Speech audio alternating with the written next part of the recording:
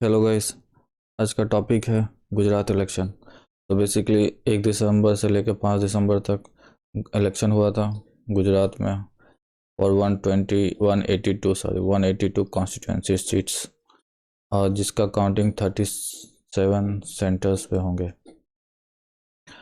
और exit poll तो ये होता है, बेसिकली जो लोग निकलते हैं वोट देके, तो उनसे थोड़ा पूछा जाता है कि क्या चल रहा है, क्या वो किनको वोट दिए हैं, तो वो सब होता है। तो उनके हिसाब से मतलब जितना लोगों से पूछा गया उससे यही पता चला कि करंट गवर्नमेंट ही फिर से पावर में आएगी। तो आगे देखते हैं कि इलेक्शन क्या होता है, इसके लिए क्या क्या रूल्स है, और या फिर कुछ रिड्रेसल का मैकेनिज़्म है या फिर नहीं है। तो ये सब आगे डिस्कस करते हैं। सो बेसिकली मेन बॉडी होता है इलेक्शन कमीशन ऑफ इंडिया। सो ये आर्टिकल 324 के अंडर बनाया गया है, और इसमें एक चीफ इलेक्शन कमिश्नर आते हैं और 2 इलेक्शन कमिश्नर आते हैं, 1 CEC प्लस 2 EC। और ये लोग यूज़ करते हैं basically electronic voting machine voting के टाइम। और उसके साथ साथ वो लोग यूज़ करते हैं voter verified paper audit trial. Basically ये होता है कि जब आप वोट डालोगे तो आपका एक पेपर का चिट्ठा उसके बगल से निकल के आएगा कि आप कंफर्म करने के लिए आपने किसको वोट दिया है। और ये 2013 से लागू हुआ था। और ECI तो chief election commission of India appoint करता है रिटर्निंग ऑफिसर को, जो बेसिकली रिस्पॉन्सिबल होते हैं कॉन्स्टिट्यूंसी के इलेक्शन कंडक्ट करने में। और ये also includes the voting counting of votes.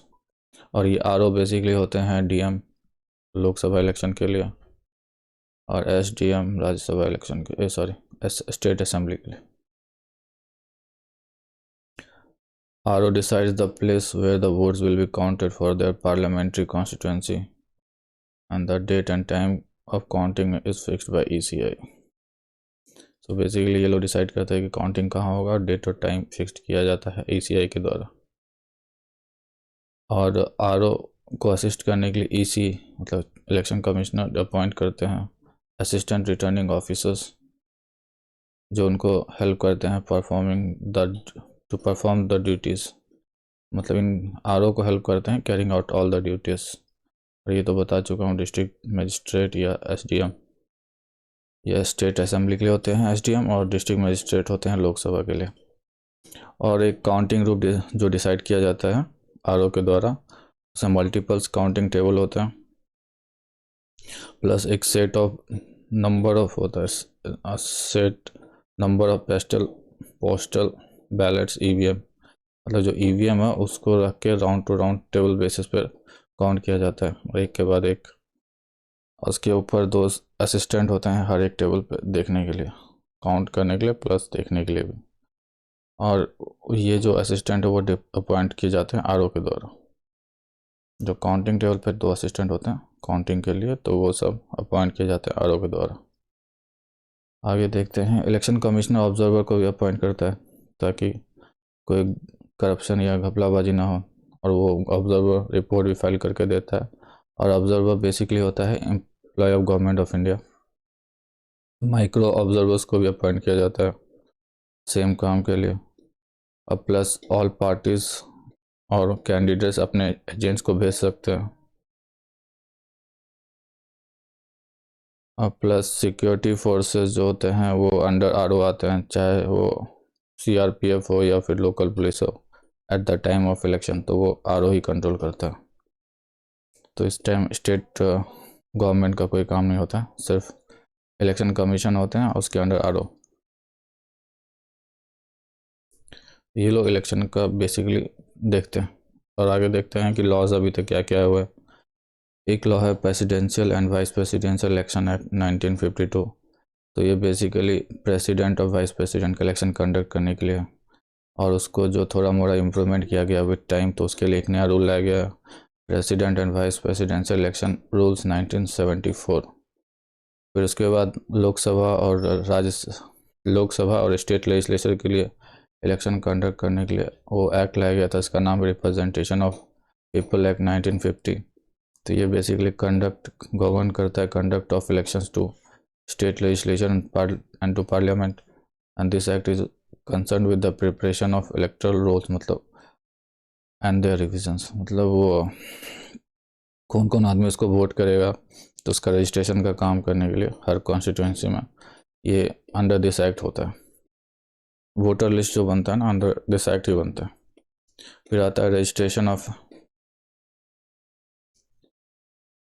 Electors rules 1960, तो उसके ऊपर फिर एक नया रूल आ गया रजिस्ट्रेशन ऑफ इलेक्टर्स रूल्स। तो ये इसका बेसिकली होता है कि all rules relating to the preparation of electoral rules and their periodic updating and revision fall under this provision. फिर आया है रिप्रेजेंटेशन ऑफ पीपल्स एक्ट 1951, जो बेसिकली गवर्न करता है actual conduct of election to the state legislature and to parliament. According to this act, all post-election matters that comprise of doubt disputes that arise of the elections are in the connection with the elections will be dealt according with the provisions to the this act. मतलब कोई भी आपको issue होगा तो इस act के through ही solve किया जा सकता है। आरपी एक्ट इलेक्शन रिलेटेड, मतलब आपने वोटिंग दिया फिर आप जीत नहीं पाए या वोटिंग मशीन में खराबी है, ये सब तो ये सब के लिए इसी एक्ट के थ्रू डील किया जा सकता है। फिर कंडक्ट ऑफ इलेक्शन रूल्स आता है 1961, ये बेसिकली इलेक्शन कंडक्ट करने के लिए रूल्स है। फिर ये बता ही दिया हूँ कि आर्टिकल 324 के अंडर इलेक्शन कमीशनर को पावर दी गई है या इलेक्शन कमीशन ही ECI इस्टेब्लिश किया गया है अंडर दिस एक्ट, और उसको पावर दिया गया है ताकि वो मॉडल कोड ऑफ कंडक्ट को इन्फोर्स कर सके। और सिंबल असाइन करने के लिए एक रूल है election symbol reservation and allotment order 1968 में बीजेपी को कमल का सिंबल मिलेगा और कांग्रेस को पाम का, तो ये सब इस एक्ट के थ्रू ही असाइन होता है। और रिडेसर के लिए है कि आपको जब भी कोई प्रेसिडेंट का इलेक्शन होता है आप सीधा सुप्रीम कोर्ट जा सकते हैं प्रेसिडेंट एंड वाइस प्रेसिडेंट के इलेक्शन के लिए, और स्टेट लेजिस्लेचर को पहले हाई कोर्ट जाना होगा, फिर उसके बाद सुप्रीम कोर्ट, फिर बाकी जो पंचायती राज या म्यूनसिपल में इलेक्शन होता है उसके लिए आप फिर जा सकते हो lower courts, lower court with resolving disputes according with the laws enacted by the state government, और ये दोनों में सेंट्रल गवर्नमेंट।